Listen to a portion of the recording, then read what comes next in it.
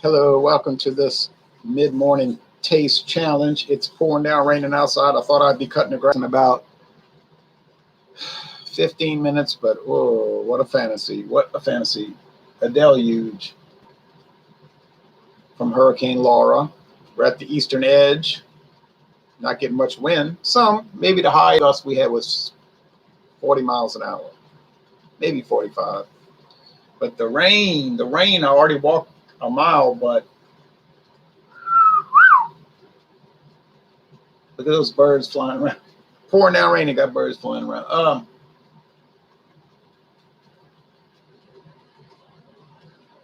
think that was a cardinal female. Anyway, I wanted to edge the yard yesterday, but it was raining. And with that spray, that eliminator, I buy it from Walmart. Works it's like a miracle product. But I spray that, but it works great. But it has to be dry, it can't be wet. And then I edge the sidewalk with this straight edge. But oh well, maybe later, if the sun can come out at 3 o'clock, I could cut it. This yard drains great, dries up fast. But I don't have much confidence. Probably be tomorrow. I was planning to do this anyway. This is for Monday. You say this is Thursday. Why are you doing it for Monday? Right, Thursday for Monday. So I did this week. I did Sunday for Sunday, and then on Monday, I can't remember when I did it, but it was previous. And then I did Tuesday for Tuesday, Tuesday for Wednesday, Thursday for Thursday, Thursday for Monday. Oh yeah, I did Tuesday for Friday. But I'll be backing up all these days, jumping ahead. But I don't go past the allotment. There's 365 days a year. Well, this year 366 because of leap year, and I'm not going to do over 366 taste challenges. Now I might go to my friend David's house, and he might say, "Let's try this, let's try that." But usually I'll just count that as one of the days. Maybe I've forgotten a few times. But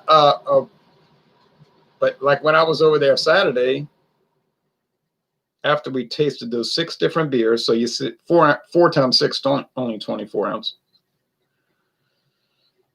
2 beers. So then they said, "Let's try this whiskey." I said, "Oh no. Y'all drink all the scotch you want. Drink it all, go crazy." I said, "I'm leaving," and I did, and I was glad. No, I had never tried either scotch that the guy brought. But then, you can't try everything. I cannot just try, "Oh, I want to try every scotch in the world. I want to try them all." Of course I do, but oh well, I'm sure I'll survive. I'm trying to get through these blendeds, man. These American blended whiskeys. I mean, in the future, I plan to do a few. Like I bought the Old Thompson, one of these old brands from like 1905. I'm sure it's not good, but it's Sazerac, so it's probably okay. But I really want to filter away these store brands, and I'm going to show you right now. So we have from 1956 the J.W. Dant's Charcoal Perfected. Man, if you taste this thing, you'd have to wonder, what does the imperfected taste like? What must it taste like if they didn't use the charcoal? It would have to be unthinkable. But what I want to phase out is these store brands, private labels. There's another word they use in England, some, I don't know, attached brands or something. I can't remember. But it's all the same thing. Blended whiskey, 75 South. And then they go on about, our traditional process of compounding superior flavors is the pride of the South.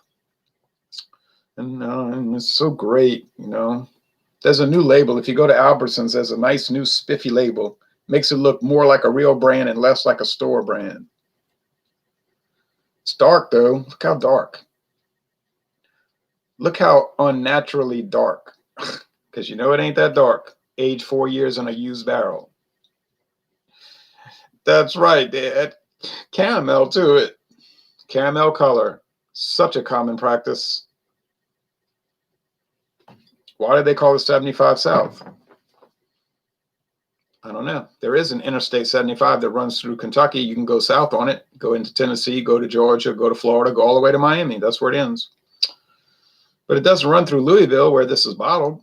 So, I don't know. I don't know what the point is of this. It's one of these mystery names. And you could lick to the center of a Tootsie Roll Pop, and then you'd forget to count. You'd never find out how many licks it took, and you'd never find out why they call it 75 South. I do know the trademark was first used in 2006. John and Neely and I are talking about doing a Crown Royal examination, the Crown Royal Deluxe, you know, the original. So that'll take up one of the days upcoming. No big deal, no big deal.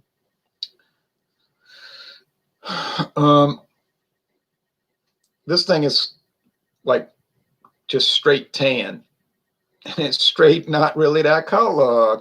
But I don't want to keep obsessing about that. That's a silly thing to do, because you know what? Most Scotch and most Irish whiskey and Canadian and American blended and blended bourbon is colored with caramel color. Now they got some that are really good, and they'll say no color added, like the one we tried at David's house, the Macallan 12. It said natural color, and it was so pale, oh so very pale. But yeah, because they're aging it in the used barrels, the triple wood. Some of it is bourbon, but it's all used. Now I don't want you to take that as me saying that's bad. No, bad would be waste in the barrels, or as they call them in Scotland, casks. No, I mean, it's fine, you know. Some of those, they said, are used for 100 years. But you got to have the fresh, never before used barrels when you're doing straight bourbon.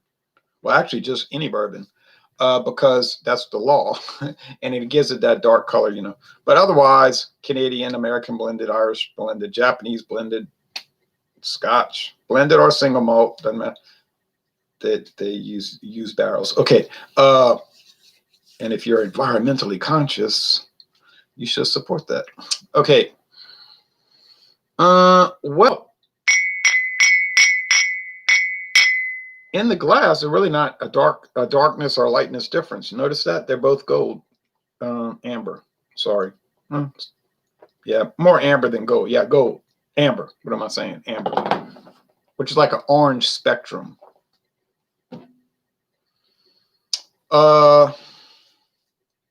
Neither one of these have an age statement, which means they're aged at least 4 years.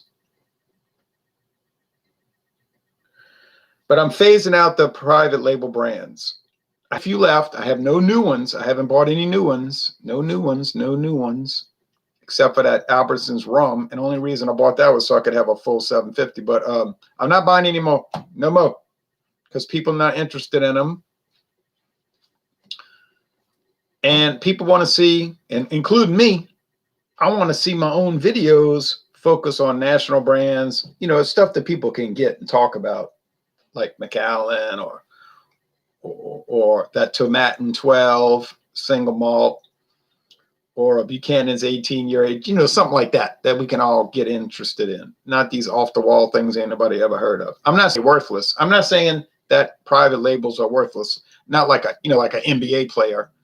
Not worthless like that.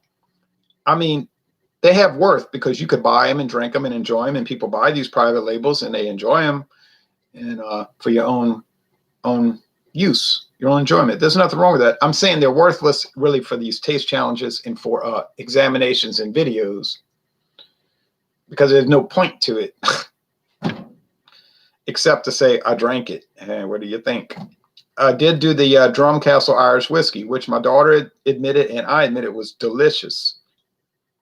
It was like $14 on sale. Really good stuff. Now, is it a brand you can buy anywhere? No, you can buy it at Albertsons only, or Jewel Osco, or Amigos, or USA Grocery, when all that say. Well, but still, you know, most people can't get it. So a few people did comment that they liked the Drum Castle, but I'm not going to go buy another bottle. I'm just going to go do the Jameson, the Bushmills, the Patties, the this, the that, the everything. There's so many Irish whiskey brands. So why waste time? And I look at it that way. Why waste time with a private label or the NBA? Okay, now Maxwell says, hello, Ron. Hello to you, Maxwell. So I'm going to mix these up, but honestly, I think Sazerac's going to run away with it like it did the other 2 times in these Taste Challenge series. Sazerac, I don't know if they make better whiskey overall with all the brands versus Heaven Hill. Now, this I do not know. They're probably both very good. You know, their premier products, their premium products are both probably dynamite and all that. But when you get down to the lower, the netherworld, the hinterland of whiskey with these brands that they don't even have, they won't even put on their website. They're not listing this stuff on their websites. They don't want you to even know about it unless you're in a store and you see it and you buy it. When you go shop, because what is a website for a beer, wine, or liquor company? It's a shopping tool, right? They're not there to be your friend.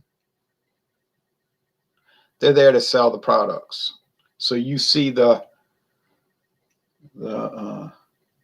JW Dant, well, you wouldn't see it. I can't talk about that. You see the Admiral Nelson get on Heaven Hill and say, Admiral Nelson, I heard of that rum. I had a cousin used to drink that at the barbecue, whatever. So then you go buy it because you read about it. And of course, they're going to say, oh, Admiral Nelson uses the finest quality standards. It's unbelievably good. And you read about it. Enter to win an Admiral Nelson vacation package to beautiful Palm Beach, Florida, or whatever. Okay, so that gets you interested, so you buy it. That's the reason for the website. Well, this kind of stuff, and they're not going to promote it. Okay. That's got to be the Dance. And why do I say that? Because it smells weird. Now, Dance is an old company. Yeah, been in business, or theoretically on paper at least, since 1836. It used to be its own distilling company, but you know the world of liquor, beer, wine, liquor, food, cars, T-shirts, hairspray, they get bought out. But the brand lives on. It smells very weird. All the things I described in the previous taste challenges, the unusual nutty aroma, the strange winey aroma, the strange, I don't even know what it is. There is some underlying grain alcohol, though, like corn, ethanol. Okay, it's not offensive. That's not the offensive part. That's not the part that throws you off. That's the part you say, oh, yeah, well, that smells like whiskey. Fine. It's the top aroma. You say, what is that? FD says, hey, Ron, hope all's well and you aren't in the hurricane. We're on the edge of the hurricane. We're getting a lot of rain, but no, no bad wind or anything. Actually, it's calm right now. Just raining. Screwing up my grass cutting ideology. You know what I'm saying? My preparations, which are obviously going to be aborted. Okay, now here, what does this smell like? Bunch of old alcohol. And when I say alcohol, I mean corn liquor. It smells like corn liquor. If you went and bought one of these brands of like moonshine, and you'd be getting ripped off, because all moonshine is odorless, colorless grain alcohol that's not been aged. Why are you paying for that? Because you could just buy grain spirits like Diablo. It's so cheap. I know it's 190 proof. Yeah, but you could water it down. You could bring it down to 8. If you had some kind of little gauge, you could bring it down to 80 proof and drink it like regular moonshine. Like, that bottle would last you a long, long time. It'd be like buying a handle bottle, or maybe more. It's like a concentrate. And then you add liquid, like the Lysol concentrate in that glass brown bottle. So that's what this smells like. Just regular old corn liquor. Does it have a little wine or a little cream sherry note that's coming from that 2.5% sherry added? which invariably they add. You get a little floral note. What about wood, charred oak? Not really. A little, but it's so faint. The wood is coming in a little bit. Hello there, says Pept Dude. Hello there to you. Okay, now the tasting. I already know which is which. I'm telling you, this is the dance. Because it's everything you never wanted to taste in whiskey. On their own merits, the flavors are not bad. But it was like this morning when I said it would be like eating ice cream that tastes like tomato paste. Wouldn't taste right.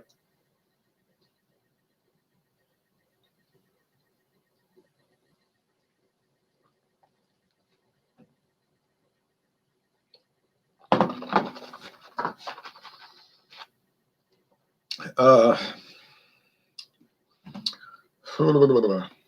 don't know what that is.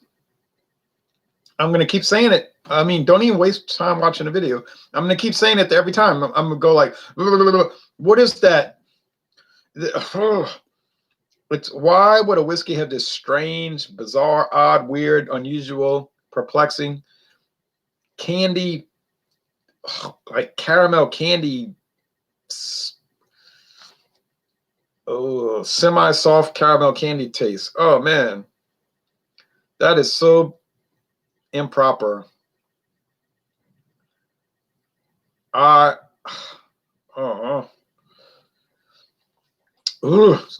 It's kind of like candy corn, that horrible stuff people give out at Easter. At Easter. No, at Halloween. I don't know. It's so aberrant.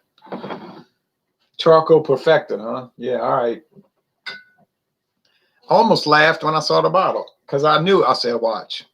I said, Heaven Hill. When I saw that, I said, I know what this is going to be. It's the same old thing. Daryl says, good morning, Ron. Good morning to you, Daryl Macias. All right, you're in California, right? All right, here we go. Taste. Now, this is going to taste like regular old whiskey. I didn't say it was going to taste like regular old good whiskey. No, I'd say regular old whiskey, like standard. You understand? Basic. I only paid $5.99 for the doggone bottle. I paid $6.49 for the Dance. Only 50 cents more, but still. Pept, would you rate it as a sour blend? No, I wouldn't. The Albertsons did have somewhat of a sour mash flavor. So I think with Albertsons, they were adding in some sour mash bourbon. About 20% sour mash bourbon, more than likely a 4-year-old ancient age. Then they blended it with the grain spirits. I wanted to watch some videos on how they make blended whiskey, but there's nothing on the internet. Nothing. Even if you watch the videos from Diageo, Johnny Walker, they talk about blending, but they don't show you how they blend it. The guy just says, I love the red label because it has so much wonderful character, the fruit, the nuts, the pomegranate. And he goes on and on. I'm like, yeah, that doesn't have all that. But he does make it look like you want to buy it. Like he makes you want to buy it, But they don't show the operations where they're blending it. All they show is a lab with these instruments. And then they got this blend master talking about the importance of how you got to do it right. And then there's somebody talking about, hey, my father worked here as a cooper since 1961. I grew up in the heritage. We made casks, Well, that's wonderful. I love all these heartwarming stories.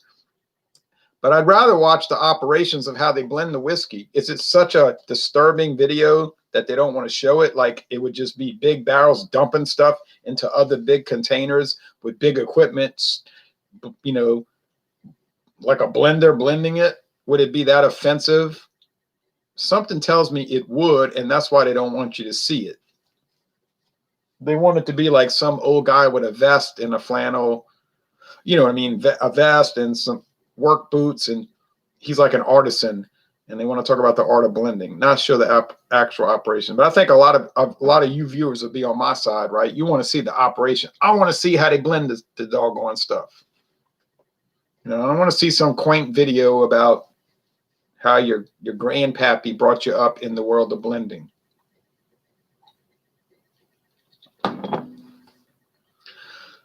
And I'd really like to see how they do this thing. Ouch. The good thing about this, if there is anything good about it, and it's a hard argument to make, the good thing about it is that the corn liquor will start to take over the flavor. You know what I'm saying? Like, if you keep sipping on it neat, which I'm sure 99.9% of the consumers never drink it neat, you say, I know what they do. They blend it, they mix it with Hawaiian punch, blue ice, the blue Hawaiian punch, and they drink it out of a sippy cup. That's probably what they do. They don't buy Dant's charcoal perfected and put it in a snifter and swirl it around and talk about the intricate, strange flavors, aromas. No, not happening. Not happening. You get to see it here, folks, on this channel. Look at the sun. Oh, could it be? Could this happen? It's getting bright. Oh man, if that sun came out and dried up this grass, I'll be happier than a dude who's happy. All right.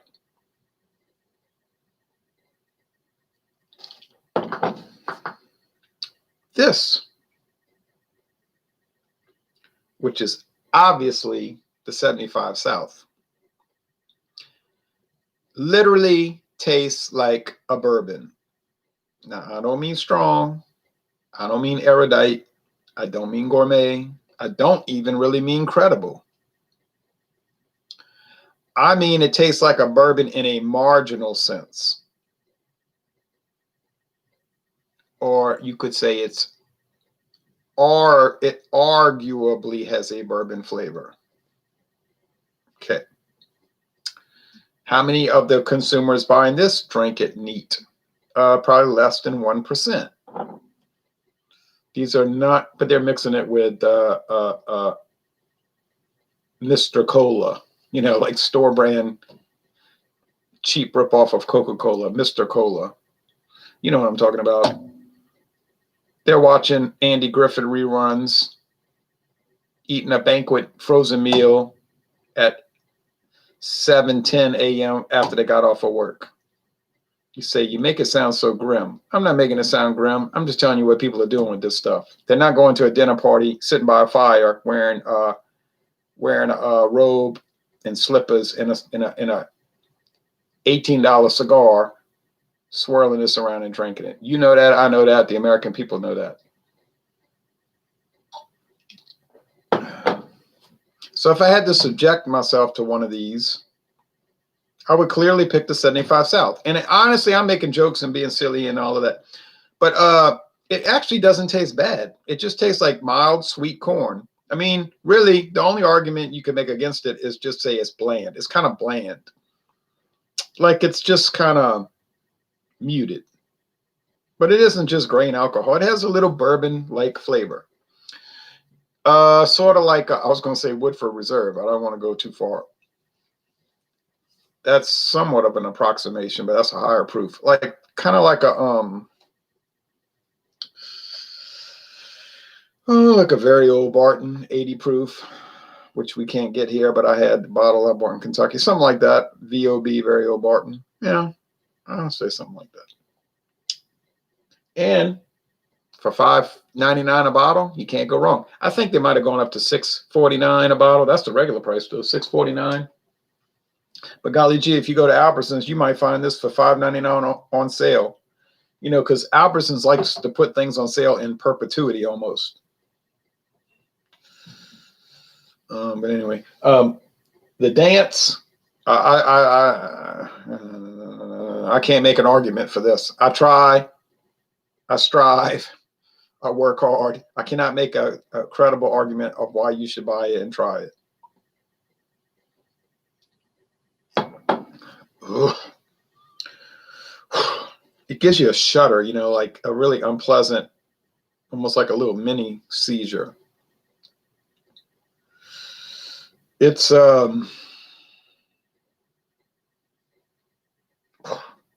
don't know what it is. What is this?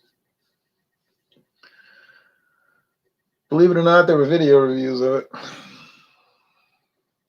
But they were talking about one that was a little bit different. It didn't say blended whiskey with caramel color, with natural flavors and caramel color added. It just said J.W. Dant Charcoal Perfected Whiskey with no disclaimer. So it could be that they changed it. But then, on the other hand, it didn't say anything about straight whiskey. And if it had been straight whiskey, seemed to me they would have talked about it, right? Right. Another thing is, there used to be a 10-year age version of this. Just look it up on liquor.com or just do a Google or Yahoo or Bing search. And you'll find people posting old bottles, same type label, but it's at age 10 years on it, age 10 years. But that's the past, man. I don't think you'd ever see that unless somebody got some old bottles left over, but that might be something from like 1973. And it probably wasn't popular then, but it was probably around. And it was probably 86.6 proof or 90 proof. Oh, well, so much for that.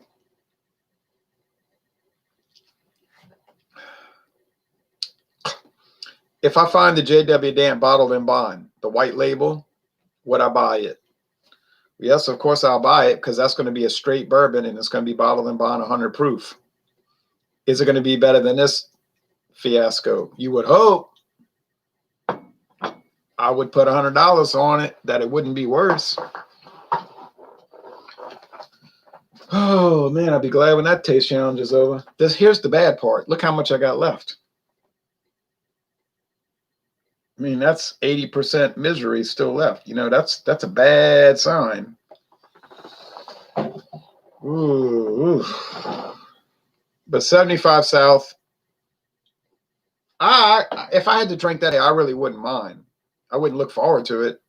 I wouldn't say, oh, man, I'm about to drink 75 South. I would just say, I was going to eat some tomato soup with some shredded mozzarella cheese in it and some sausage that I cut up. And I'm going to watch some 1983 reruns of You Can't Do That on Television from CB, Canadian Broadcasting. In that context, it might be all right, But I really wouldn't mind it because it just kind of has a regular whiskey taste. It's actually kind of good. Not great, not wonderful. I said kind of good. But you, a man ain't got his word, he's a cockroach. No, you gonna do something about this? It's your tree, Frank. You're sitting in it. And I'm gonna sit in it and I'm gonna call it, and it's the dance. It's gonna say CP Charcoal Perfected. Ha ha ha. Ha ha ha. Oh, what a great whiskey taster I am. I must be a genius. Wrong. The real answer, it tastes so weird. Ain't nobody gonna get that confused with a Sazerac product. Not you, not your friend, not your relatives, not nobody. Whew, what an experience. And now, thankfully, it's over. Do I have some more Sazerac brands coming up to battle and easily defeat the Charcoal Perfected? Yes, and would anyone like to see what they are? Anyone?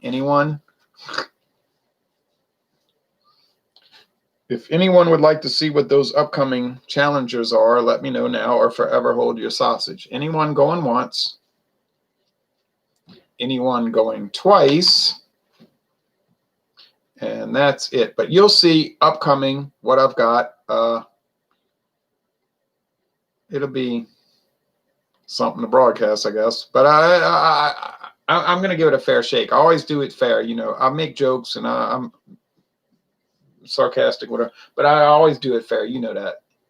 I'm honest about it. Thank you for watching this video production.